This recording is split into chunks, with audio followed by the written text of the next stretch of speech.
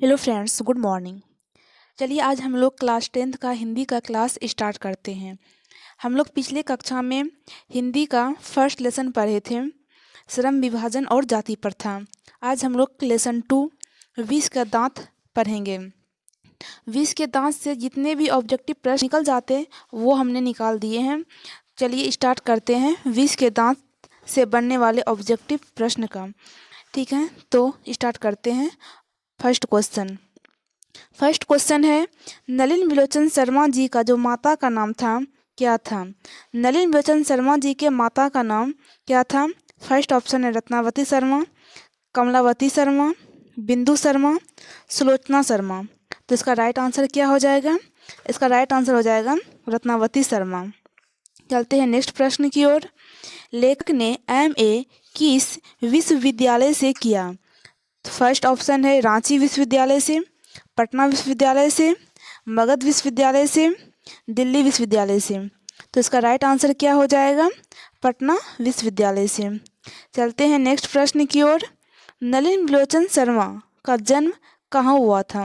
First option है दिल्ली में, कलकत्ता में, पटना में, उत्तर प्रदेश में। तो इसका राइट आंसर क्या हो जाएगा? पटना में। चलते हैं नेक्स्ट प्रश्न की ओर। आलोचकों के अनुसार प्रयोगवाद का वास्तविक प्रारंभ किनकी कविताओं से हुआ है? तो फर्स्ट ऑप्शन है रामधारी सिंह दिनकर, कुंवर नारायण, अज्ञेय, नलिन विलोचन शर्मा। तो इसका राइट आंसर हो जाएगा नलिन विलोचन शर्मा। चलते हैं नेक्स्ट प्रश्न की ओर। आलोचनाओं में वे किस शैली को अपनाते थे? आलोचनाओं में वे किस शैली को अपनाते थे? फर्स्ट ऑप्शन है पुरातन शैली, आधुनिक शैली, काव्य शैली, इनमें से कोई नहीं। तो इसका राइट आंसर हो जाएगा आधुनिक शैली। चलते हैं नेक्स्ट प्रश्न की ओर। नलिन विलोचन शर्मा के पिता का नाम क्या था? राम पोद्दार शर्मा, राम स्नेही शर्मा, रामानुज शर्मा, राम अवतार शर्मा।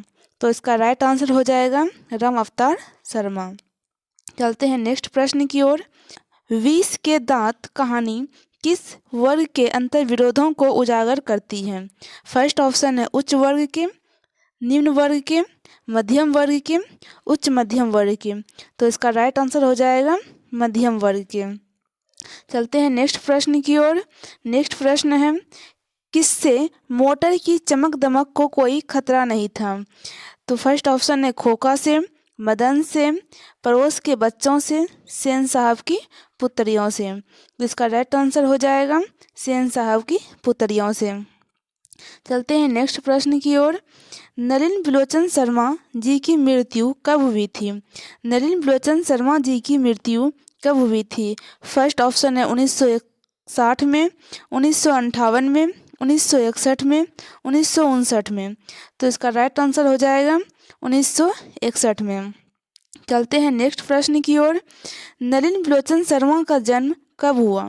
फर्स्ट ऑप्शन है 1918 में, 1818 में, 1819 में, 1916 में। तो इसका राइट आंसर क्या हो जाएगा? 1916 में। चलते हैं नेक्स्ट प्रश्न की ओर। सेन साहब ने किसे खूब फटकार लगाई? फर्स्ट ऑप्शन है गिरधर लाल को, खोखा को, मदन को, सैफाली को। तो इसका राइट आंसर क्या हो जाएगा? गिरधर लाल को। चलते हैं नेक्स्ट प्रश्न की ओर। नेक्स्ट प्रश्न कहता है, सेन साहब की कार को किससे खतरा था? मदन से, सोफर से, कमल से, खोखा से। तो इसका राइट आंसर क्या हो जाएगा? खोखा से। ठीक है, विष के दांत में तो दोस्तों खोखा बहुत प्रचलित था। चलते हैं नेक्स्ट प्रश्न की ओर। मोटर कार को किससे खतरा हो सकता था? कीसू से, मदन से, खोखा से, इंजीनियर से।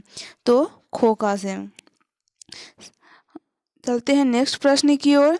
कासू मदन के साथ किस खेल में शरीक होना चाहता था?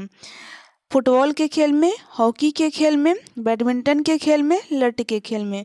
तो इसका राइट आंसर क्या हो जाएगा? लठ के खेल में। चलते हैं नेक्स्ट प्रश्न की ओर। लड़कियां क्या है? कठपुतलियां हैं। इससे जो होता है, किसे इस बात पर गर्व है?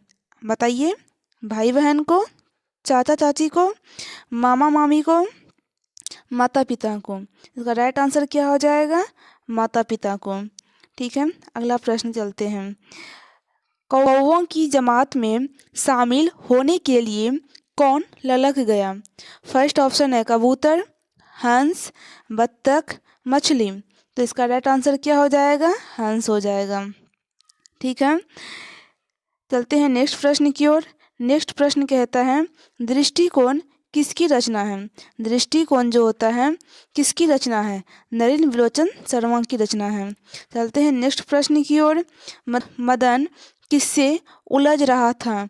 फर्स्ट है सोफर से, सेन साहब से, कासू से, मिस्टर सिंह से। इसका राइट आंसर क्या हो जाएगा? सोफर से। चलते हैं नेक्स्ट प्रश्न की ओर। खोखा को ट्रेनिंग देने के लिए घर पर कौन आता था? फर्स्ट ऑप्शन है लोहार, पेंटर, दर्जी, बरही।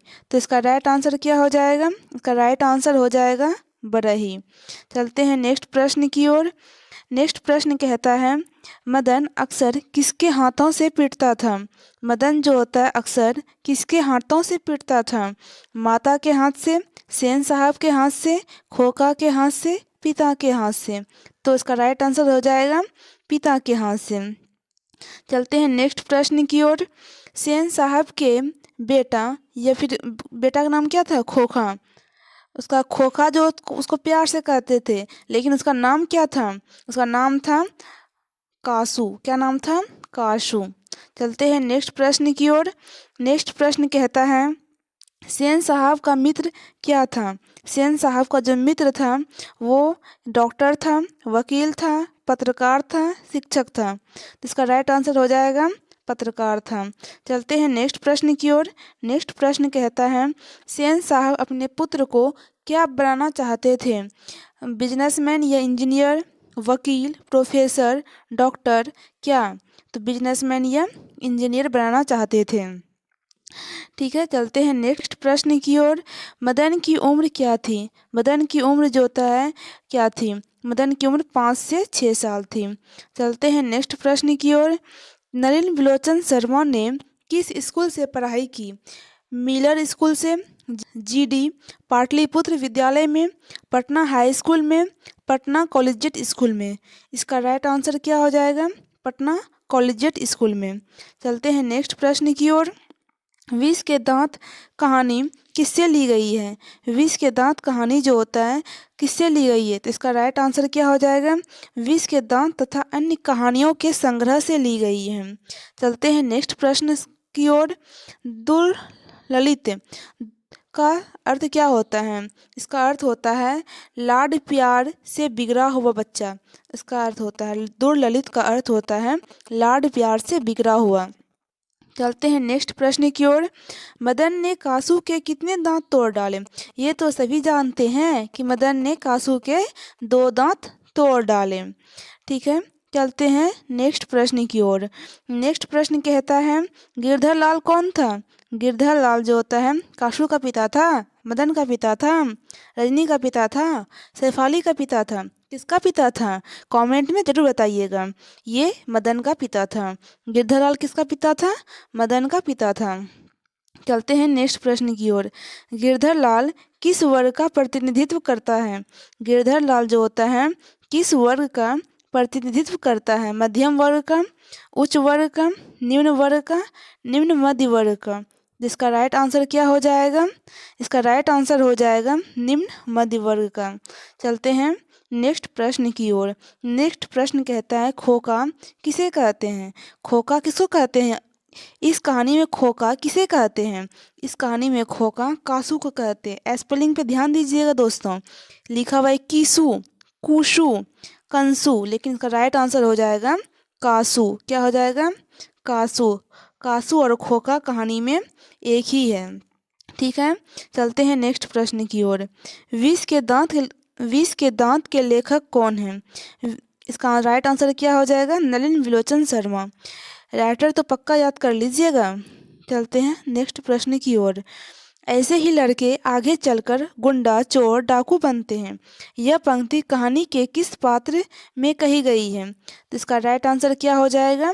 इसका राइट आंसर हो जाएगा, बताइए बताइए, सेन साहब। चलते हैं नेक्स्ट प्रश्न की ओर। नेक्स्ट प्रश्न कहता है, विष के दांत कैसी कहानी है? सामाजिक है, ऐतिहासिक है, धार्मिक है, मनोवैज्ञानिक है? इसका राइट आंसर क्या हो जाएगा? मनोवैज्ञानिक। चलते हैं नेक्स्ट प्रश्न की ओर। विष के दांत कहानी किस वर्ग के अनेक अंतर्विरोधों को उजागर करती है? मध्य वर्ग को, उच्च वर्ग को, निम्न वर्ग को, दलित वर्ग को? इसका राइट आंसर क्या हो जाएगा? मध्य वर्ग को। चलते हैं नेक्स्ट प्रश्न की ओर। नेक्स्ट प्रश्न कहता है, विष के दांत समाज के किस वर्ग की मानसिकता उजागर करती है? इसका राइट आंसर क्या हो जाएगा? मध्य वर्ग की। ठीक है, चलते हैं नेक्स्ट प्रश्न की ओर। किसके अनुसार सेन साहब ने सिद्धांतों को भी बल दिया था? बेटियों के अनुसार, खोका के अनुसार, मदन के अनुसार, गिरधर के अनुसार? तो इसका राइट आंसर क्या हो जाएगा? खोका के अनुसार। चलते हैं नेक्स्ट प्रश्न की ओर। नेक्स्ट प्रश्न कहता है, सेन साहब जो होता है खोखा को क्या बनाना चाहते थे? अभी हम पीछे ही बताए थे, इंजीनियर या फिर बिजनेसमैन। चलते हैं नेक्स्ट प्रश्न की ओर।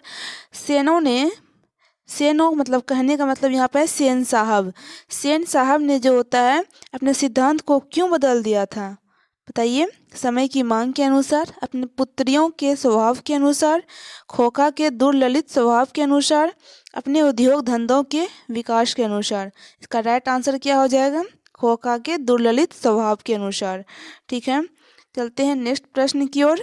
नलिन बिलोचन शर्मा जन्मतः कौन सी भाषा भाषी थे? ये क्वेश्चन का आंसर आप कमेंट में जरूर बताइएगा।